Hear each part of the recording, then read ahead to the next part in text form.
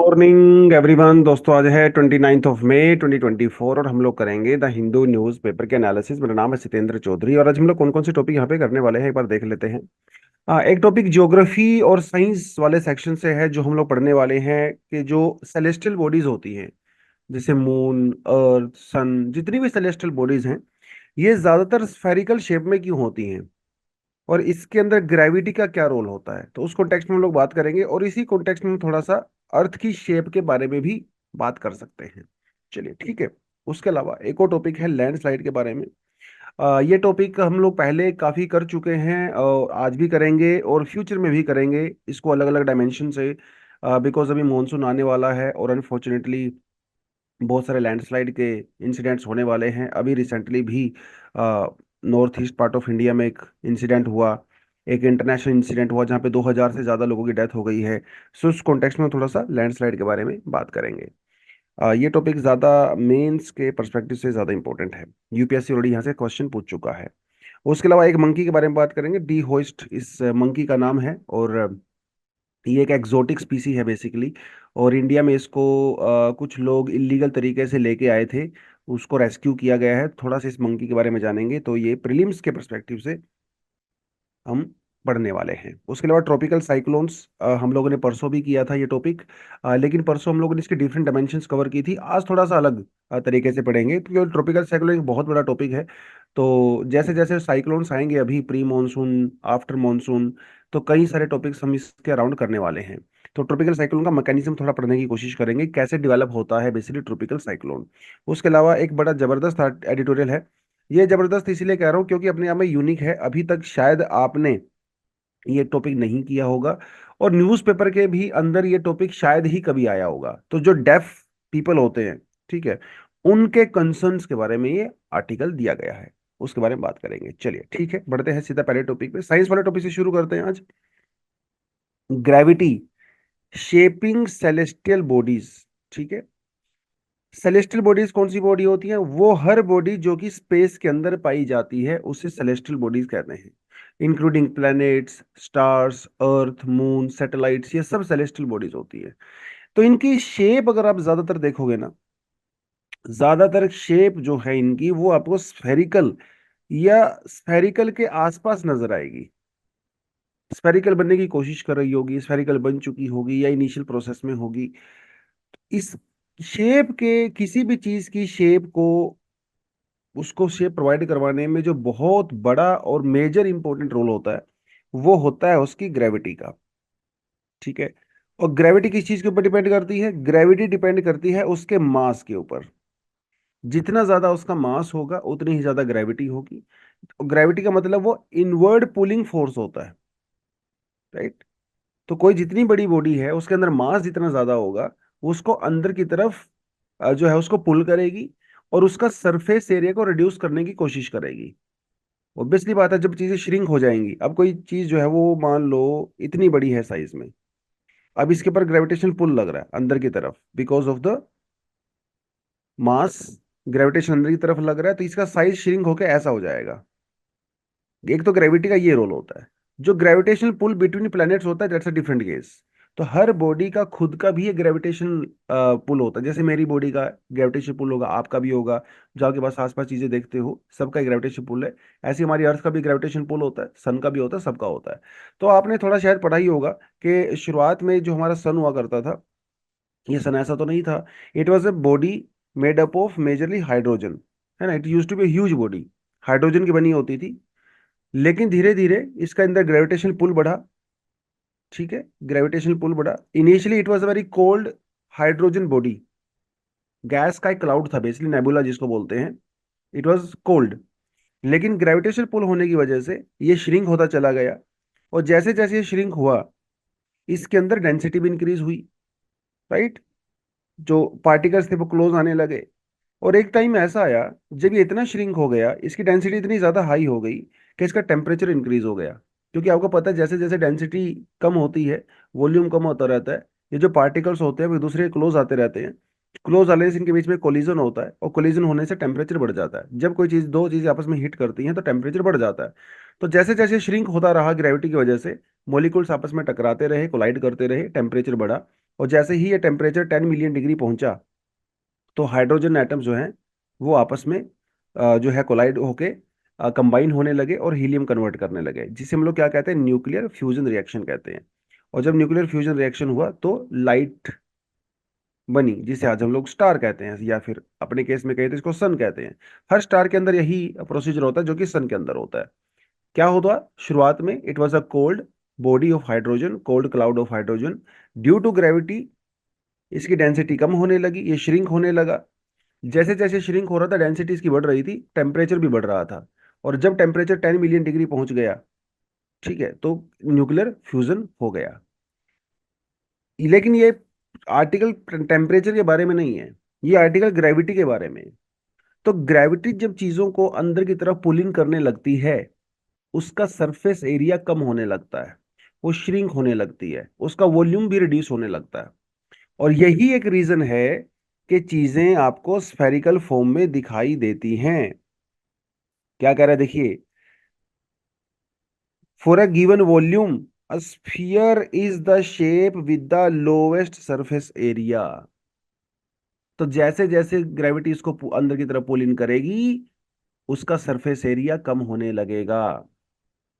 और एक स्फीयर एक ऐसी शेप होती है जिसका लोएस्ट सरफेस एरिया होता है। किसी भी वॉल्यूम के लिए, किसी भी वॉल्यूम के लिए स्फीयर एक ऐसी शेप है जिसका सरफेस वॉल्यूम सबसे कम होता है। तो ये एक ऐसा थ्री डायमेंशनल शेप है, three dimensional shape of any given volume जिसका सरफेस एरिया मिनिमम होता है। इसलिए हर चीज एंड में एक स्फीयर की तरफ जाती है।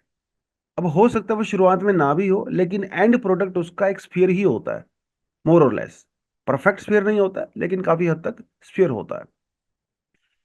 ठीक है, जैसे इसने एक दो चीजें यहाँ पे और बताई हैं। अब ये डिपेंड करता है मास के ऊपर। ठीक है, क्योंकि मास ज्यादा होगा तो डेंसिटी ज्यादा होगी, मास ज्यादा होगा तो ग्रेविटी ज्यादा होगी, ग्रेविटी ज्यादा होगा तो सरफेस वॉल्यूम कम होगा। लेकिन जिन चीजों का मास थोड़ा कम होता है, उन चीजों में ये चीज अप्लाई नहीं होती है।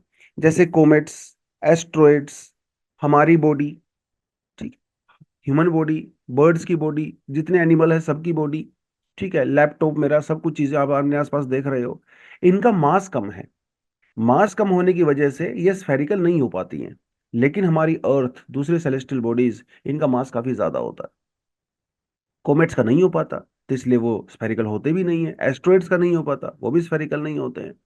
ठीक है, एक तो ये चीज हो गई। दूसरी चीज, जब हम लोग अर्थ की शेप के बारे में बात करते हैं, अर्थ की शेप जो है वो ओबलेट स्फीरोइड होती है। आपने पढ़ा होगा कि अर्थ की शेप जो है वो जियोइड होती है। ठीक है, जियोइड जो शेप होती है अर्थ की, वो एक kind of real life shape होती है। जैसे अगर आपको मैं बोलूं, बताओ भाई अर्थ कैसी दिखती है, तो आप कहोगे सर ये तो पोटैटो जैसा दिखता है। कोई कहेगा सर ये तो एग के जैसा दिखता है। कोई कहेगा ये तो ऑरेंज के जैसा लगता है। ऐसे ही बोलते हैं ना। तो ये रियल लाइफ शेप है, लेकिन अर्थ इनमें से किसी भी जैसी नहीं है। देखा जाए तो अर्थ की एक अपनी यूनिक शेप होती है, जिसे जियोइड कहा गया, समथिंग लाइक दैट। जो हमें दिखाई देती है वो स्फीयर दिखाई देती है, राइट। और इसे कहते हैं oblate spheroid, oblate spheroid. This is the real shape of a rotating earth, rotating earth. तो ये वो ऐसी शेप होती है जो कि मैथमेटिकली एक्सप्लेन की जा सकती है। जियोइड को मैथमेटिकली एक्सप्लेन आप नहीं कर सकते, because this is more like a real life of shape. देखिए अर्थ के सर्फ, अर्थ ऐसा बिल्कुल स्मूथ थोड़ी ना है। समझ रहे हो, हमारे अर्थ के ऊपर माउंटेन्स भी हैं, डिप्रेशंस भी हैं, लेक्स भी हैं, राइट, डीप ट्रेंचेस भी हैं। अर्थ स्मूथ तो नहीं है। इन जितनी भी चीजें जो माउंटेन्स हैं या डिप्रेशंस हैं, वैलीज हैं, इनकी एक एवरेज लेके हम लोगों ने अर्थ की शेप को जियोइड शेप में बोला है। ठीक है, ताकि यार थोड़ी ना ठीक ठाक सी लगे। अगर नहीं तो अगर ऐसी दिखाई देती शायद। ठीक है, एनीवेज इसके तो थोड़ी कॉम्प्लिकेशन है, बट फिर भी अर्थ की जो एक्चुअल शेप है, जो कि मैथमेटिकली एक्सप्लेन की जा सकती है, दैट इज ओबलेट स्फीरोइड, क्योंकि this is close to spheroid, sphere. ये रोटेटिंग अर्थ की शेप होती है। ठीक है, जो नॉन रोटेटिंग अर्थ होती है, जो कि एग्जिस्ट नहीं करती, लेकिन साइंटिस्ट लोग थोड़ा ऐसा करते हैं, उसे बोला जाता है ओबलेट एलिप्सोइड। नॉन रोटेटिंग अर्थ की जो शेप होती है उसे कहते हैं ओब्लेट एलिप्सोइड, लेकिन विच is not practical of course because अर्थ अपने एक्सिस पे रोटेट करती है। और आपको ये पता है जब अर्थ अपने एक्सिस पे रोटेट करती है, कोई भी बॉडी जब रोटेट करती है अपने एक्सिस पे, तो यूजली उसके जो सेंट्रल वाला पार्ट होता है वो थोड़ा सा बल्ज होता है, और जो पोल वाला पार्ट होता है वो थोड़ा सा फ्लैट होता है। ठीक है, और अर्थ जैसे आपको सॉलिड आज नजर आ रही है, हमेशा से सॉलिड तो नहीं थी। It was a hot bowl of magma और द मोल्टेन रॉक्स। उस जमाने में जब अर्थ रोटेट किया करती थी, तो कुछ मटेरियल पोल्स की तरफ से सेंटर की तरफ आ गया, इक्वेटर की तरफ आ गया, और आपको यहाँ थोड़ा बल्ज नजर आ रहा है। ये क्यों हुआ? Because of the centrifugal force. Centrifugal force outside लगता है, तो जहां पे हमारे हमारे जो पोल्स हैं वो रोटेट करते हैं यहाँ से थोड़ा बाहर की तरफ, बिकॉज ऑफ द सेंट्रीफ्यूगल कुछ मटेरियल इक्वेटर की तरफ चला गया, तो इक्वेटर पे क्या है? बल्ज है। और पोल्स क्या है? वो थोड़े फ्लैट हैं। और इसकी वजह से जो अर्थ का रेडियस है इक्वेटर की तरफ वो थोड़ा ज्यादा है, और पोल्स की तरफ जो है कम है। आप यहाँ पे क्लियरली देख भी सकते हो। ठीक है, देखिए ये है इक्वेटर। ठीक है, इक्वेटर है। अगर आप देखिए मीटर में लिखा हुआ है, तो इसका अगर आपको मीटर किलोमीटर में करते हो तो ये इतना आएगा। ठीक है, इतना किलोमीटर जो है वो इक्वेटर, सेंटर से इक्वेटर की तरफ है। और अगर आप देखें 6356.752 किलोमीटर, वो आपका पोल्स की तरफ है। तो ज्यादा डिफरेंस नहीं है। ठीक है, this is 6378, this is 63556, but फिर भी थोड़ा सा बल्ज तो है। और इस बल्ज की वजह से जो हमारे पोल्स हैं यहाँ पे ग्रेविटी थोड़ी ज्यादा है। ठीक है, और जो अपने इक्वेटर है यहाँ पे ग्रेविटी थोड़ी सी कम है, क्योंकि डिस्टेंस के ऊपर ग्रेविटी डिपेंड करती है। जैसे जैसे आप सेंटर से दूर जाते रहोगे तो ग्रेविटी कम होने लगती है, सेंटर के क्लोज जाओगे तो ग्रेविटी ज्यादा होने लगती है। ठीक है, वो तो उस केस में पूरा आर्टिकल दिया हुआ था। ठीक है, आई होप थोड़ा सा वो समझ में आएगा कि अर्थ की शेप क्या होती है। अर्थ की जो रियल लाइफ शेप हम लोग बोलते हैं, which is very unique shape. Earth के जैसा कोई भी नहीं है इस दुनिया में। हमारी धरती माँ है, मदर अर्थ है, इसलिए हम लोगों ने इसका अलग से नाम दिया हुआ है, हम इसे जियोइड कहते हैं। लेकिन अगर आप मैथमेटिकल पर्सपेक्टिव से जाओगे, जियोमेट्री के पर्सपेक्टिव से जाओगे, तो हमारी अर्थ को कहा जाता है oblate spheroid of a rotating earth. Non rotating earth को बोलते हैं oblate ellipsoid, which is not practical of course, लेकिन कई बार लोग साइंटिस्ट लोग उसका यूज करते हैं। आई होप ये थोड़ा सा कॉन्सेप्ट को समझ में आया होगा। अगर आप साइंस के स्टूडेंट नहीं भी हैं तब भी ये समझ में आना चाहिए, क्योंकि ये बहुत बेसिक इन्फॉर्मेशन है, अपने स्कूल में सब पढ़ा हुआ है, अपनी एनसीईआरटीज वगैरह में। इतना तो यूपीएससी डिमांड करता है आपसे। अब ये नहीं कह सकते ये तो सिर्फ सर बहुत सारी फिजिक्स होगी, बहुत सारी साइंस होगी, मुझे तो इंटरेस्ट ही नहीं है साइंस में। अगर आपको साइंस में इंटरेस्ट नहीं है तो फिर आप एक लार्ज पार्ट ऑफ अपना यूपीएससी प्रिपरेशन छोड़ रहे हो, क्योंकि साइंस एंड टेक्नोलॉजी से खूब सारे क्वेश्चंस आते हैं, प्रीलिम्स में भी आते हैं, मेंस में भी आते हैं। तो जब यूपीएससी में आप आते हो आपको सब कुछ पढ़ना पड़ता है। आपको पॉलिटी पढ़नी है, ज्योग्राफी, इकोनॉमी, सब कुछ पढ़ना है, आप इंटरेस्ट हो या ना हो। ठीक है, क्योंकि वो इसकी डिमांड है एग्जाम की। नहीं है इंटरेस्ट उसको बार बार पढ़ो, और इंटरेस्ट आ जाता है, इंटरेस्ट नहीं भी आ रहा तो उसको समझ लो, और पहले ही दिमाग में ये मत बनाओ कि मुझे इंटरेस्ट नहीं है। आपको नहीं पता होता, जब उस सब्जेक्ट में जाते हो शायद आपका दुनिया का सबसे इंटरेस्टिंग सब्जेक्ट आपको लगने लगे। बहुत सारी लाइफ में चीजें ऐसे होते हैं जो शुरुआत में लगता है नहीं इसमें तो मजा नहीं आएगा, करने लगते हैं तो आपकी वो फेवरेट हो जाती है। तो पहले से प्री कंसीव्ड नोशन लेके किसी भी चीज के बारे में, किसी भी इंसान के बारे में मत जाओ। आपको इंटरेस्ट इसलिए नहीं है क्योंकि शायद उसने उस समय पढ़ा नहीं होगा, अगर पढ़ते तो शायद इंटरेस्ट डेवलप हो जाता। आपके पड़ोसी का इंटरेस्ट तो डेवलप हो गया उसमें, उसका कैसे हो गया? क्योंकि उसने पढ़ा हुआ है, वो दिमाग तो सब में एक जैसा ही है। आपने इंटरेस्ट, आपने पहले से मन बना लिया कि मुझे तो पॉलिटी पसंद ही नहीं है, तो फिर पसंद ही नहीं है तो सर आप उसको मन से पढ़ते भी नहीं हो, मन से नहीं पढ़ते हो, समझ में नहीं आता है। समझ में नहीं आता है तो आपकी जो प्री कंसीव्ड नोशन है वो और ज्यादा स्ट्रोंग होते रहते हैं। तो अनबायस तरीके से पढ़ो, और ये सोच के पढ़ो कि भाई इसके बिना यूपीएससी क्लियर नहीं हो पाएगा, कोई भी सब्जेक्ट हो, पॉलिटी, इकोनॉमी, ज्योग्राफी, कोई भी हो। ठीक है, चलो आगे बढ़ते हैं।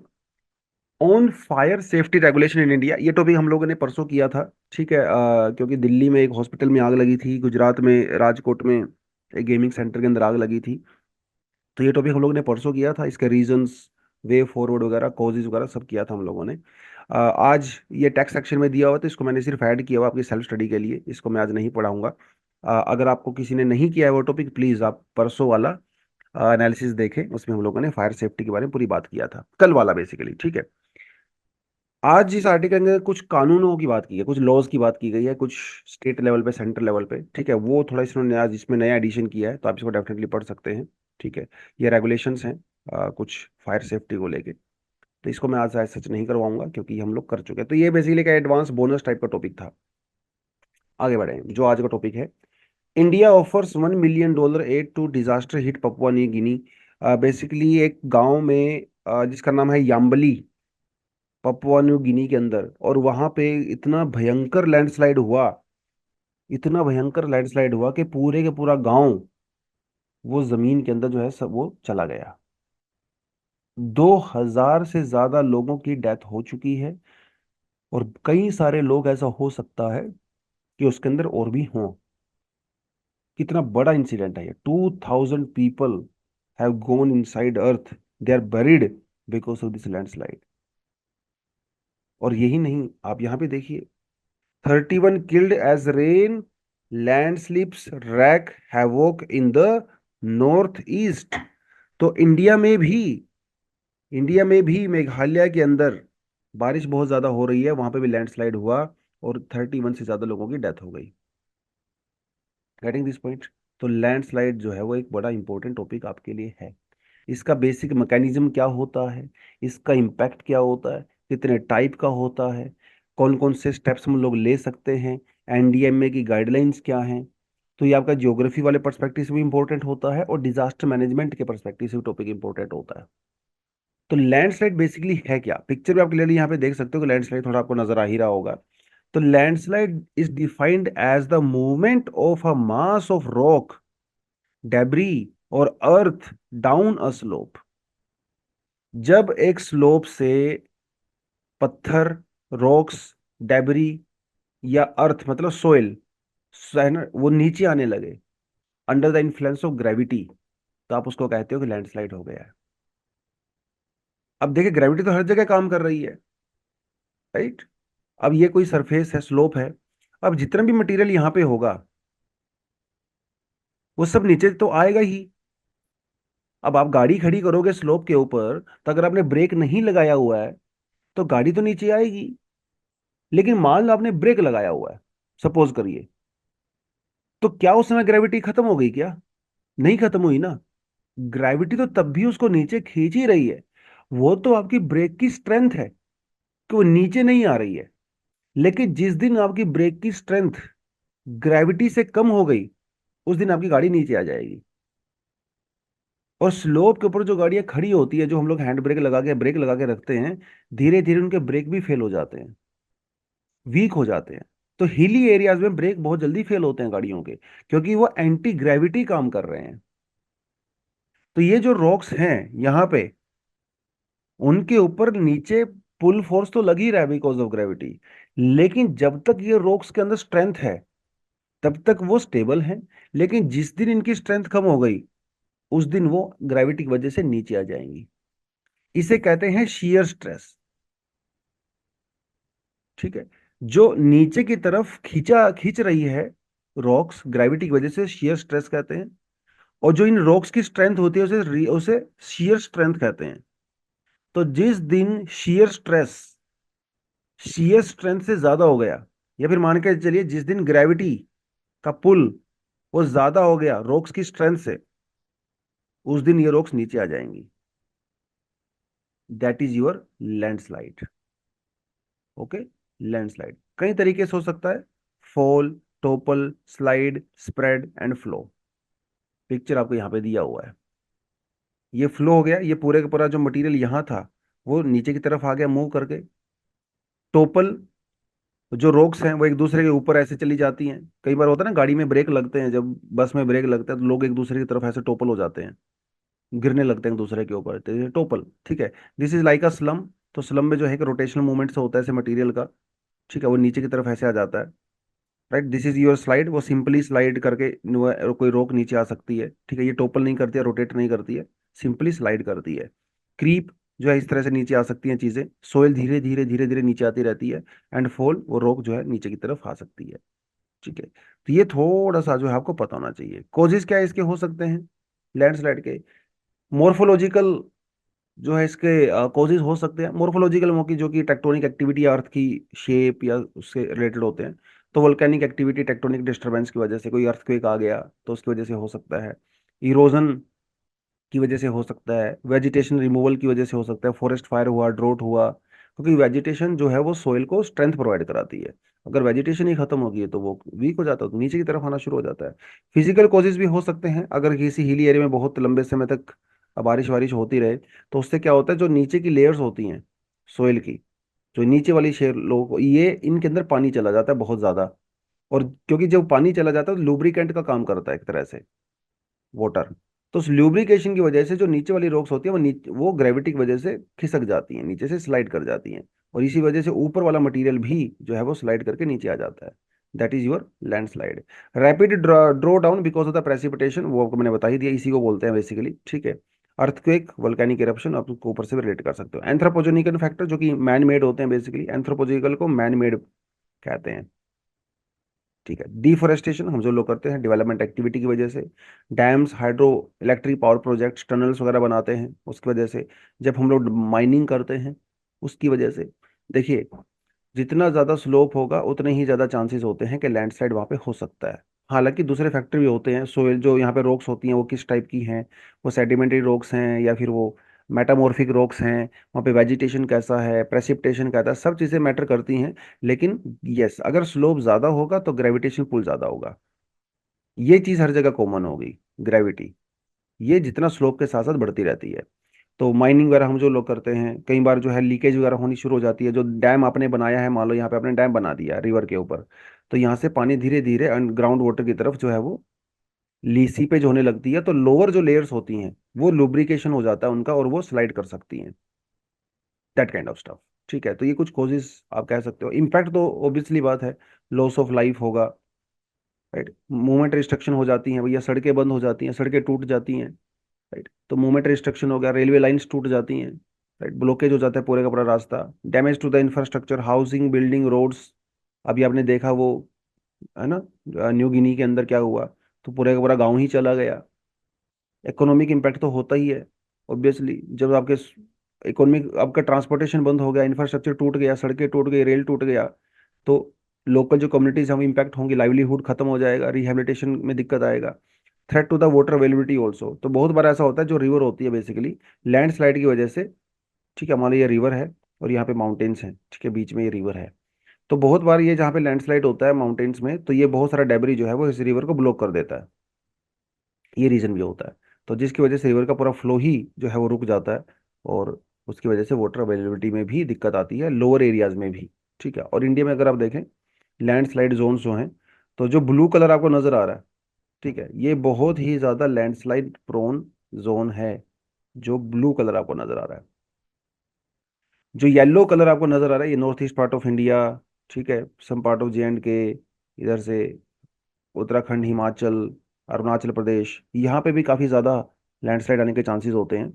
उसके अलावा जो वेस्टर्न घाट अगर आप यहाँ पे देखें, ठीक है, यहाँ पे थोड़ा मॉडरेट टाइप के लैंडस्लाइड आते हैं। तो सिंपल आपको दिख रहा है कि वेस्टर्न घाट के अंदर लैंडस्लाइड आने के चांसेस कम होते हैं as compare to north east और the northern part, because Himalaya is more tectonically active. और यहाँ से यूपीएससी ऑलरेडी आपसे सवाल पूछ चुका है कि भाई वेस्टर्न घाट्स में हिमालयन रीजन्स की वजह से के कंपैरिजन में ज्यादा लैंडस्लाइड क्यों आते हैं।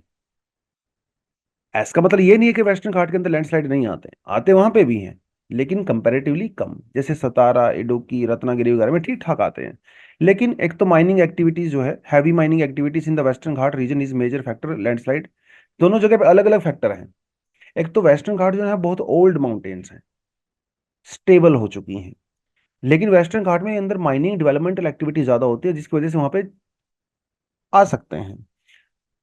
हिमालय में जो लैंडस्लाइड आने का रीजन है वो अलग है, क्योंकि ये बहुत ज्यादा टेक्टोनिकली एक्टिव है, और क्योंकि ये यंग है, तो इसलिए बहुत ज्यादा कंसोलिडेटेड भी नहीं है। तो हिमालय में आपको क्या मिलेगा, ज्यादा आपको सेडिमेंट्री रॉक्स ज्यादा मिलेंगी। वेस्टर्न घाट में आपको मेटामॉर्फिक रॉक ज्यादा मिलेंगी, जो बहुत हार्ड होती हैं, सॉलिड होती हैं।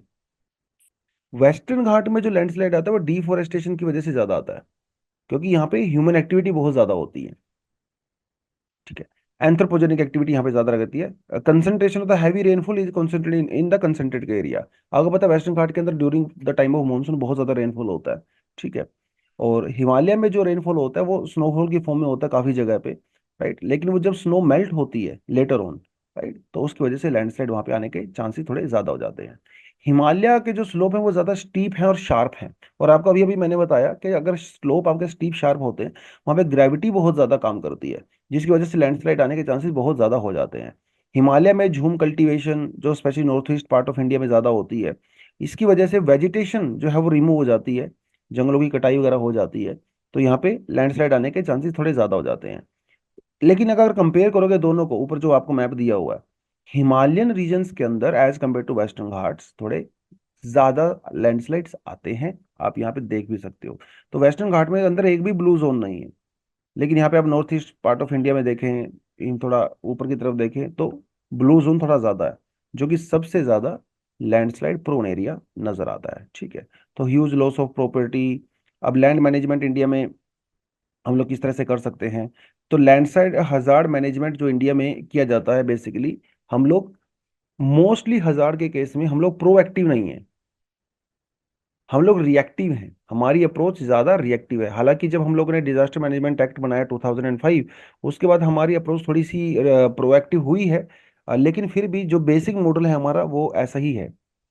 एड होक जो है हम लोग ज़्यादा काम करते हैं, जब प्रॉब्लम आप आ जाती है तब उसको जो है हैंडल करने की कोशिश करते हैं। तो 2019 में हम लोगों ने एक गाइडलाइन भी पब्लिश किया था, और फिर बाद में हम लोगों ने लैंडस्लाइड हजार्ड जोनेशन भी करने की कोशिश की है। जो ऊपर मैप हम लोगों ने बनाया वो इसी वजह से बनाया है।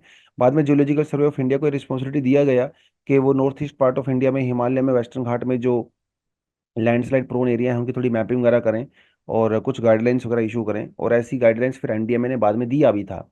तो लैंडस्लाइड के लेके एनडीएमए की गाइडलाइंस क्या है, ये थोड़ा आपको पता होना चाहिए। इस तरह के केस में जो सबसे पहला और सबसे इम्पोर्टेंट जो स्टेप होता है वो होता है लैंडस्लाइड हजार्ड जोनेशन, जो कि ऊपर डायग्राम में आपको दिखाया गया था। यानी कि ऐसे जोन्स को आइडेंटिफाई करना जहाँ पे वो हजार्ड ज्यादा आता है। वो फायर भी हो सकता है, फ्लड भी हो सकता है, लैंडस्लाइड भी हो सकता है, हीट वेव भी हो सकता है। लेकिन यहाँ पे हम लोग लैंडस्लाइड के बारे में बात कर रहे हैं। ये मैक्रो लेवल पे भी होना चाहिए और माइक्रो लेवल पे भी होना चाहिए, मेजो लेवल पे भी होना चाहिए। कई बार ऐसा लगता है हमें, कोई पर्टिकुलर रीजन है, मान लो एक बहुत बड़ा रीजन है, सपोज करो this is like 500 square kilometre का एक एरिया है। अब हो सकता है ये ओवरऑल एक लो हजार्ड जोन में आता हो, लेकिन इस बड़े जोन के अंदर हो सकता है कोई ऐसा पर्टिकुलर विलेज हो, ऐसी पर्टिकुलर कोई जगह हो जहां पे ज्यादा लैंडस्लाइड आते हैं। तो माइक्रो लेवल पे भी आपको जोनेशन करनी पड़ेगी और मैक्रो लेवल पे भी आपको जोनेशन करनी पड़ेगी। और ऊपर अगर डायग्राम में क्या दिख रहा है, ये सभी की सभी जो है वो मैक्रो जोनेशन जो की गई है, ये माइक्रो नहीं है। माइक्रो होती है विलेज लेवल पे। वो करने की जरूरत है, तो हमें और ज्यादा स्पेसिफिक होने की जरूरत है। राइट। उसके अलावा अर्ली वार्निंग हम लोग डेवलप कर सकते हैं। राइट। इंस्टीट्यूशनल मैकेनिज्म हम लोग डेवलप कर सकते हैं ताकि अवेयरनेस रहे, लोग पहले से प्रिपेयर्ड रहें। ठीक है। ऑन साइट स्टडीज कर सकते हैं, लोगों को ट्रेनिंग दे सकते हैं, स्कूल लेवल पे, एजुकेशन लेवल पे, वो सब होना चाहिए। जो डेवलपमेंटल एक्टिविटीज की जाती हैं गवर्नमेंट के द्वारा, सड़कें वगैरह बनाई जाती हैं हिली एरियाज वगैरह में, ठीक है, वो प्रॉपर कोड के थ्रू बने, प्रॉपर प्रिकॉशंस वहाँ पे लिए जाएं। राइट। तो ये कुछ चीज़ें हैं। और ऐसा भी हो सकता है जैसे नॉर्थ ईस्ट इंडिया में ज़्यादातर क्या रहता है, वहाँ पे डेवलपमेंट एक्टिविटीज़ पहले हुई नहीं है कभी भी, लेकिन वो बहुत ज़्यादा लैंडस्लाइड प्रोन एरिया है। लेकिन जो कुछ ऐसे एरिया हैं जो बहुत ज्यादा लैंडस्लाइड प्रोन है, आप उसको पूरी तरह से अवॉइड भी कर सकते हो। कई बार ऐसा होता है, नेचर कुछ इस तरह से काम करता है कि किसी जगह पे हो सकता है पिछले 50 सालों में लैंडस्लाइड आया ही ना हो, लेकिन जब भी आएगा बहुत खतरनाक आएगा। उसके लिए जो है अपने को जियोलॉजिकल स्टडीज करने की जरूरत है। वहां पे माइक्रो लेवल पे जो रॉक्स हैं उनको स्टडीज करने की जरूरत है, जो उसके नेचर को पहचान सके, कैरेक्टरिस्टिक को पहचान सके, और उसकी प्रॉपर टेस्टिंग हो। हम लोग क्या करते हैं, जल्दबाजी में प्रोग्राम्स को क्लियर करते हैं, फंडिंग लेते हैं और कंस्ट्रक्शन शुरू कर देते हैं। वेस्टर्न कंट्रीज में, फ्रांस, स्विट्जरलैंड वगैरह में क्या होता है, इस तरह के प्रोजेक्ट्स चलाने के लिए पहले कम से कम 4 से 5 साल एडवांस में रिसर्च की जाती है उन रोक्स को लेके, तब जाके काम शुरू किया जाता है। हमारे यहाँ पे पहले काम शुरू होता है, बाद में देखी जाएगी जो होगा। तो ये जो रिएक्टिव अप्रोच है उसको थोड़ा चेंज करने की जरूरत है। ये दो मंकी आपको दिख रहे होंगे। ठीक है। अभी इनको श्रीकाकुलम से रेस्क्यू किया गया था, एक्सोटिक स्पीसीज। तो कुछ लोग मिलके जो है ट्रैफिकिंग कर रहे थे। ट्रैफिकिंग, तो उनको अरेस्ट तो किया ही गया ऑफ कोर्स, लेकिन अब मुद्दा यही है कि नाउ दे आर इन अ जू, और इनको बहुत जल्दी शायद वापिस से भेज दिया जाएगा अफ्रीका में। युगांडा से बेसिकली इनको युगांडा से आए थे ये। तो इसे बोला जाता है लोएस्ट मंकी। ठीक है, तो इसीलिए थोड़ा सा न्यूज में है। तो कई बार जो इस तरह के स्पीसीज न्यूज में रहते हैं तो एग्जाम में यूपीएससी बड़ा ध्यान रखता है, वो तुरंत आपसे क्वेश्चन पूछ सकता है। सो ये जो लोएस्ट मंकी है वो ट्रॉपिकल रेन फॉरेस्ट अफ्रीका के अंदर पाया जाता है ज़्यादातर। आप इसकी फोटो देख के बहुत सारी चीज़ों का अंदाज़ा लगा सकते हो। इसकी जो बैक होती है, कमर जो इसकी होती है, उसके ऊपर एक ब्राउन से कलर का एक सैडल लगा होता है जिसकी बहुत यूनिक आइडेंटिफिकेशन होती है। लॉन्ग टेल होती है। मेल्स जो होते हैं यूजली वो फीमेल से लगभग लगभग डबल होते हैं साइज में। और ये देख के आप पहचान सकते हो कि मेल और फीमेल कौन सा है बेसिकली। और इनकी बड़ी इंटरेस्टिंग स्लीपिंग हैबिट्स भी होती हैं। इनके जो ये मंकी होते हैं, हर मंकी का अपना एक फेवरेट स्लीपिंग प्लेस होता है किसी भी ट्री वगैरह पे जहाँ पे ये सोते हैं। हमेशा वहीं पे सोने की कोशिश करते हैं। और 5 महीने का जेस्टेशन पीरियड होता है, उसके बाद लगभग लगभग हर सेकेंड ईयर जो है वो बेबी जो है वो जन्म देती हैं यहाँ की जो फीमेल होती हैं। तो उस कॉन्टेक्स्ट में आपको ये थोड़ा सा आइडिया होना चाहिए। आईयूसीएन के जो है वनरेबल लिस्ट के अंदर आता है, रेड लिस्ट के अंदर आता है। ठीक है, चलो इतना ही है बस इन्फो प्रीलिम्स के लिए, इससे ज़्यादा कुछ नहीं पढ़ना होता आपको इन स्पीसीज के बारे में। ट्रॉपिकल साइक्लोन अभी हम लोग अगर बात करें तो रेमल ने ले रेमल जो है it is one of the quickest forming and longest lasting cyclone. सबसे जल्दी डेवलप हुआ और डेवलप होने के बाद सबसे ज्यादा लंबे समय तक ये टिका रहा। That is your रेमल for you. तो इट्स अ ट्रॉपिकल साइक्लोन। ध्यान रखना है, इंडिया में जो भी साइक्लोन होंगे, चाहे वो बे ऑफ बंगाल में हो, चाहे वो अरेबियन सी में हो, सभी के सभी ट्रॉपिकल साइक्लोन होते हैं। एक्स्ट्रा ट्रॉपिकल साइक्लोन नहीं होते हैं। ध्यान देना, ये एब्सोल्यूट ट्रूथ है। एक और ट्रूथ आपको बताता हूं, चाहे बे ऑफ बंगाल हो, चाहे अरेबियन सी हो, ट्रॉपिकल साइक्लोन्स दोनों ही जगह पे इनकी जो रोटेशन होती है वो एंटी क्लॉकवाइज होगी। हमेशा एंटी क्लॉकवाइज। सदर्न हेमिस्फीयर में जो ट्रॉपिकल साइक्लोन होते हैं उनकी रोटेशन हमेशा क्लॉकवाइज होती है। ठीक, तो बे ऑफ बंगाल और अरेबियन सी एंटी क्लॉकवाइज रोटेशन इनकी होती है। एक तो आपको ये चीज याद रखनी है। ट्रॉपिकल जो साइक्लोन होते हैं वो हमेशा ईस्ट से वेस्ट की तरफ जाते हैं। इसलिए बे ऑफ बंगाल के अंदर जो साइक्लोन होते हैं वो आपको ईस्टर्न कोस्ट पे जाके हिट करते हैं मोस्टली, क्योंकि वो इस तरफ जा रहे होते हैं, आपके लेफ्ट हैंड की तरफ जा रहे होते हैं। उस कॉन्टेक्स्ट में आपको थोड़ा सा पता होना चाहिए। लेकिन ये ट्रॉपिकल साइक्लोन जो है ये कैसे डेवलप होते हैं ये भी अपने आप में इंटरेस्टिंग है। ट्रॉपिकल साइक्लोन एक तो ना वाटर बॉडी पे डेवलप होते हैं बेसिकली। ट्रॉपिकल साइक्लोन डेवलप होने के लिए बहुत बड़ी वाटर बॉडी चाहिए, क्योंकि जो मॉइस्चर होता है वो मॉइस्चर इनको एनर्जी प्रोवाइड कराता है। जितना ज्यादा मॉइस्चर होगा उतना ही स्ट्रोंग आपका ट्रॉपिकल साइक्लोन होगा। और मॉइस्चर आएगा कहाँ से? इवेपोरेशन से आएगा। इवेपोरेशन कहाँ से होती है? टेम्परेचर से होती है। तो जितना ज्यादा आपकी वाटर बॉडी वार्म होगी, गर्म होगी, उतना ही ज्यादा साइक्लोन आता है। तो सपोज करिए कि ये आपकी जो है वाटर बॉडी है, कोई ओशन है, जैसे बे ऑफ बंगाल ही कह सकते हो। ठीक है, अब यहाँ पे हाई टेम्परेचर है, 27 degree, 28 degree, 29 degree, 32 degree high temperature है। हाई टेम्परेचर होगा तो इवेपोरेशन होगा। ठीक है, मॉइस्चर मॉलिक्यूल्स, वाटर मॉलिक्यूल्स ऊपर की तरफ जाएंगे। तो जब ये ऊपर की तरफ जाते हैं तो यहाँ पे एक वैक्यूम जैसा क्रिएट हो जाता है। इस वैक्यूम को फिल करने के लिए साइड से एयर काफी स्पीड के साथ यहाँ पे आने की कोशिश करती है, इसको फिलअप करने की कोशिश करती है। और जब वो यहाँ पे आती है तो राइज करती है। लेकिन ये जो एयर होती है वो सीधा राइज नहीं करती है, वो हमेशा ऐसे रोटेटरी मैनर में राइज करती है, समथिंग लाइक दिस। रोटेशन करके करती है। Why? Because of the Coriolis force. आपको बताता चलूं कि दुनिया का कोई भी ऑब्जेक्ट अगर वो नदर्न हेमिस्फीयर में मूव कर रहा है तो हमेशा वो राइट की तरफ डिफ्लेक्ट होता है, वो सीधा जा ही नहीं सकता, हमेशा डिफ्लेक्ट होगा राइट की तरफ। अगर वो सदर्न हेमिस्फीयर में है तो वो लेफ्ट की तरफ डिफ्लेक्ट होगा। मान लो ये आपका इक्वेटर है, नदर्न हेमिस्फीयर में राइट की तरफ, सदर्न हेमिस्फीयर में लेफ्ट की तरफ। और तो ये इस डिफ्लेक्शन की वजह से ये जो विंड यहाँ से आ रही है साइड से, ये रोटेटरी मैनर में जो है ऊपर की तरफ जाती है। Something like this. और क्योंकि नीचे से मॉइस्चर जा रहा है, मॉइस्चर जाएगा तो भाई ऊपर जाके क्लाउड भी बनाएगा। ठीक है, तो क्लाउड फॉर्मेशन होती है बहुत स्ट्रांग। तो ये जो एयर राइज कर रही होती है, लाइक, ठीक है, बहुत हैवी उसमें, अब जितना ज्यादा मॉइस्चर होगा उतनी ज्यादा स्ट्रेंथ होगी और उतनी ही ज्यादा विंड की स्पीड होगी। तो बेसिकली इस तरह से ये मैकेनिज्म होता है आपका ट्रॉपिकल साइक्लोन्स डेवलप होने का। और ये जो बीच वाला एरिया होता है यहाँ पे, ये वाला एरिया जो होता है, ठीक है, इसे आई कहते हैं, दिस इज कॉल्ड आई। और ये है साइड वाला जो एरिया होता है इसे बोलते हैं आई वॉल। ठीक है, तो आई जो है वो ज्यादातर पीसफुल होती है, आई के अंदर कोई ज्यादा मूवमेंट नहीं होती है, पीसफुल होती है। तो ये एक इसका इंटरसेक्शन सा रहता है थोड़ा सा, आप इसको यहाँ से भी देख सकते हैं। ठीक है, जो मैंने बताया बेसिकली वही है। तो ऊपर क्लाउड्स बनेंगे, कंडेंसेशन होगा, ये बीच वाला एरिया आपका आई वाला एरिया होता है। आई वाला एरिया शांत होता है, काम होता है। जो साइड वाला एरिया होता है ना वो ज्यादा हाई विंड उसके अंदर चलती हैं। तो ये कुछ कुछ कंडीशन होती हैं ट्रॉपिकल साइक्लोन बनने के लिए, कि वो मोशन वाटर होना चाहिए। ऑब्वियसली बात है, वो मोशन वाटर होगा तभी साइक्लोन्स बनेंगे, मॉइस्चर जाने बनेगा। लो प्रेशर एरिया होना चाहिए। अब हाई टेम्परेचर होगा, एयर राइज करेगी तो लो प्रेशर भी डेवलप होगा। जब एयर राइज करती है तो लो प्रेशर डेवलप होता है, जब एयर सिंक करती है, सबसाइड करती है, तो हाई प्रेशर डेवलप होता है। तो इसके लिए लो प्रेशर डेवलप होता है आपकी आई में।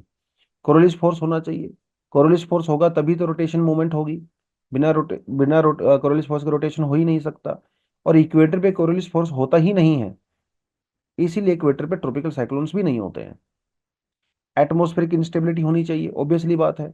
जब विंड राइज करेगी, कंडेंसेशन होगा, थंडर होगा, लेटेंट हीट डेवलप होगी, तो इंस्टेबिलिटी होनी जरूरी है। और wind shear, moderate vertical wind shear is essential, while too much wind shear can disturb cyclone. A small to moderate amount can add in the organization and the intensification of the system। तो मैंने जो बताया था ना, ये जो rise कर रही है, ठीक है, तो ये जो विंड शेयर है ना वो कांस्टेंट होना चाहिए।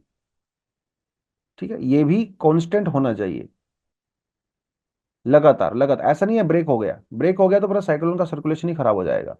तो कुछ कुछ कंडीशन है। अपर एटमॉस्फेयर के अंदर जो है डाइवर्जेंस होनी चाहिए। अब ये एक रोटेटिंग बॉडी है। अगर आप देखें, अगर इसको ऊपर से देखोगे ना आपको थोड़ा ऐसे नजर आएगा घूमते हुए। अब आपको ये अच्छे से पता है कि कोई चीज जब रोटेट कर रही होती है तो वहाँ पे सेंट्रीफ्यूगल सेंट्रीपिटल फोर्स दोनों लगते हैं। तो सेंट्रीफ्यूगल फोर्स की वजह से भी जो है upper part of cyclone divergence आपको नजर आएगा। तो ये डाइवर्जेंस जो है फिर बाद में यहीं से आता है नीचे से, लाइक दैट। तो ये पूरा साइकिल बन जाता है एक तरह से। ठीक है, और ये बहुत बड़ा एक सिस्टम होता है, it can be hundreds of kilometres. ठीक है, और ये फिर बाद में जब अपने कोस्टल एरिया में हिट करता है तो फिर वो डैमेज क्रिएट करता है। ठीक है, तो ये ट्रॉपिकल साइक्लोन की थोड़ी कंडीशन मैंने आपको बताई। आप थोड़ा सा बने रहें हमारे साथ, जैसे आज मैंने आपको थोड़ी कंडीशन बताई हैं। ठीक है, मैकेनिज्म थोड़ा और मैं एक्सप्लेन करूंगा, इसकी अलग अलग स्टेज होती हैं, यंग स्टेज होती है, मैच्योर स्टेज होती है, उसके बारे में बाद में हम लोग डिस्कशन कर सकते हैं। ट्रॉपिकल साइक्लोन्स के जो नाम है वो कैसे रखे जाते हैं उसके बारे में डिस्कशन कर सकते हैं। राइट, तो ये टाइम लगेगा, थोड़ा सा बड़ा टॉपिक है, थोड़ा बने रहें। धीरे धीरे धीरे कुछ कुछ क्लासेस में इसको हम लोग पूरा कवर कर लेंगे। ठीक है, कंटिन्यूटी जरूरी है। तो कंटिन्यूटी करने के लिए क्या करें, तो सब्सक्राइब कर लें ताकि जो भी वीडियो हमारी आती रहती हैं वो आपको तुरंत नोटिफिकेशन आए। ठीक है, वीडियो को लाइक किया करो और अपने फ्रेंड्स के साथ शेयर भी कर सकते हो। एनीवेज, एडिटोरियल पे चलते हैं। Still no sign of the language of equity and inclusion. Deaf people अपने जो आसपास हैं, इनकी प्रॉब्लम्स ना तो समाज देखता। ठीक है, चलो समाज तो बहुत लोगों की प्रॉब्लम नहीं देखता है, अरे गवर्नमेंट तो देखे कम से कम, एडमिनिस्ट्रेशन तो देखे कम से कम। डेफ लोगों को समाज के द्वारा भी और गवर्नमेंट के द्वारा भी, एडमिनिस्ट्रेशन के द्वारा भी इग्नोर किया जाता है।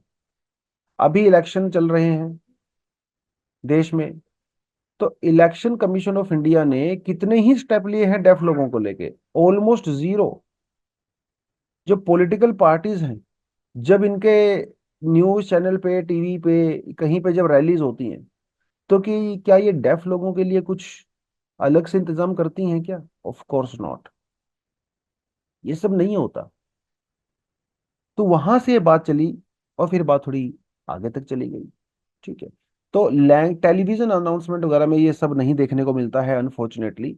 साइन लैंग्वेज, क्योंकि हमारे यहाँ पे ऑफिशियल लैंग्वेज है ही नहीं साइन लैंग्वेज। अगर आप देखो, वैसे तो आई नो आप दूरदर्शन देखते नहीं होंगे, लेकिन अगर आप दूरदर्शन देखते हो वो एकमात्र ऐसा चैनल है इंडिया में ऑलमोस्ट, जो कि जो वहां पे जब उस पर न्यूज आती हैं तो वहां पे साइन लैंग्वेज में भी न्यूज आती हैं। और ये इनिशिएटिव 1987 88 में लिया गया था, और तब से लगभग लगभग कंटिन्यू चल ही रहा है।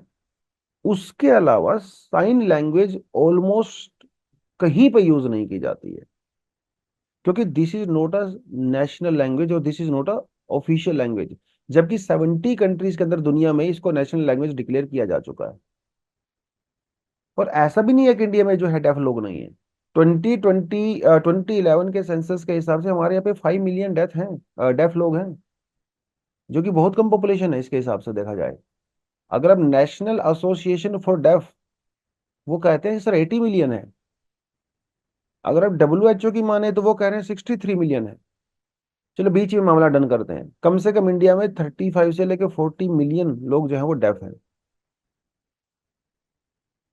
और आपको जान के हैरानी होगी, इनमें से सिर्फ 5% लोग ही ऐसे डेफ हैं, बच्चे हैं जो कि स्कूल अटेंड करते हैं या ग्रेजुएशन तक जाते हैं। क्योंकि हमारा पूरा एजुकेशन सिस्टम ओरलिस्ट बेस्ड है, ओरल बेस्ड है, स्पीकिंग बेस्ड है, साइन बेस्ड, सिंबल बेस्ड नहीं है। पब्लिक ट्रांसपोर्ट अनाउंसमेंट होती हैं, टीवी शोज होते हैं, पब्लिक स्ट्रक्चर हमारे जो बने हुए हैं, जहाँ पे जब डायरेक्शन वगैरह दी जाती हैं, लेफ्ट जाओ राइट जाओ, फलाना ढिमकाना करिए, जो हेल्पलाइन होती हैं, सब जगह स्पीच यूज की जाती है। डेफ कम्युनिटीज को लगभग लगभग कहीं पे इग्नोर किया जाता है। इसीलिए जो डेफ कम्युनिटी हैं उनके अलावा उनके पास क्या ही बचता है? वही house keeping jobs, waiter staff, data entry operators. कोई ढंग की डिग्निफाइड अच्छी हाई पेइंग सैलरी जॉब उनके पास नहीं बचती है। अपॉर्चुनिटी बहुत कम, क्योंकि एजुकेशन सिस्टम ही ऐसा डेवलप नहीं किया गया है कि उनको इक्विटेबल शेयर मिले। और जब शेयर मांगने जाते हैं, 2020 में प्रोटेस्ट हुए तो लाठीचार्ज कर दिया गया। ये समस्याएं फेस करनी पड़ रही है। हमारे पास national programme for the prevention the control of deafness है, अच्छा है, बढ़िया स्ट्रक्चर बना हुआ है, लेकिन क्वालिटी ऑफ लाइफ के ऊपर फोकस ही नहीं करता। थियोरेटिकली तो बहुत कुछ है, लेकिन प्रैक्टिकली कुछ भी नहीं है। अभी तक उसने साइन लैंग्वेज को अपने पूरे मैंडेट में मेंशन ही नहीं किया। सोशल जस्टिस मिनिस्ट्री ने ISL research and training centre बनाया था 2015 के अंदर, लेकिन अभी तक इसको ऑफिशियल लैंग्वेज रिकॉग्नाइज नहीं किया गया। जब तक ऑफिशियल लैंग्वेज रिकॉग्नाइज नहीं किया जाएगा तो इसके साथ ऐसा ही डिस्क्रिमिनेटरी बिहेव किया जाएगा, क्योंकि पूरा सिस्टम ही ओरलिज्म पे बेस्ड है, स्पीकिंग पे बेस्ड है।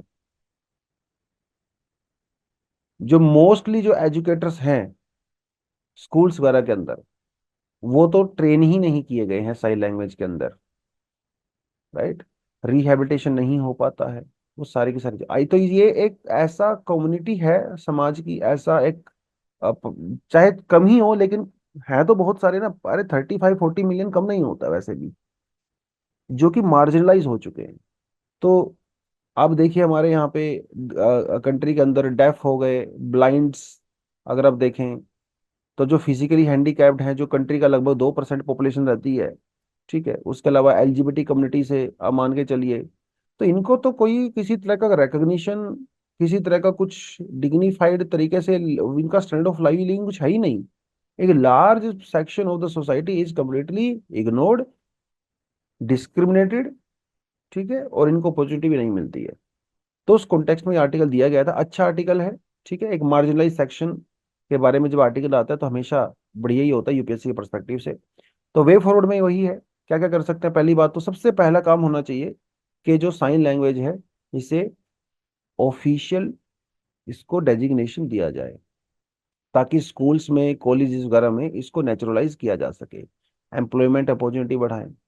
ठीक है, जो हमारा हेल्थ केयर सिस्टम है उसको अपडेट करें, ताकि जो डेफ पॉपुलेशन है उसको प्रॉपर तरीके से आप जो है असिमिलेट कर सकें। Deaf programming should be par for the course across the media channels. ये मैंडेटरी कर दिया जाए कि जो भी न्यूज़ चैनल्स हैं वो अपने नॉर्मल प्रोग्राम के साथ साथ साइन लैंग्वेज में भी प्रोग्राम करें, right. Government event announcement should be should have live ISL interpret होना चाहिए, ठीक है, जो अनाउंसमेंट वगैरह की जाती है गवर्नमेंट के द्वारा।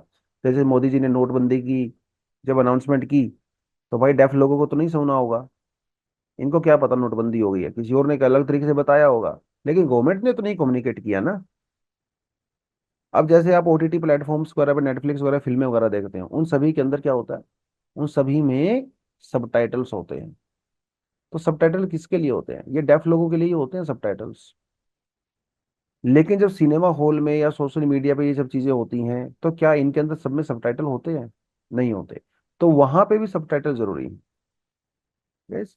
तो इससे एक कम से कम ये जो समाज में इतना बड़ा जो एक तबका है वो छूट गया है पीछे, वो समाज में बेटर तरीके से उसको आप जो है वो इंटीग्रेट कर सकते हो। ठीक है, चलो, तो आज के लिए इतना ही है। Thank you very much, all the best, जय हिंद, जय जवान, जय किसान।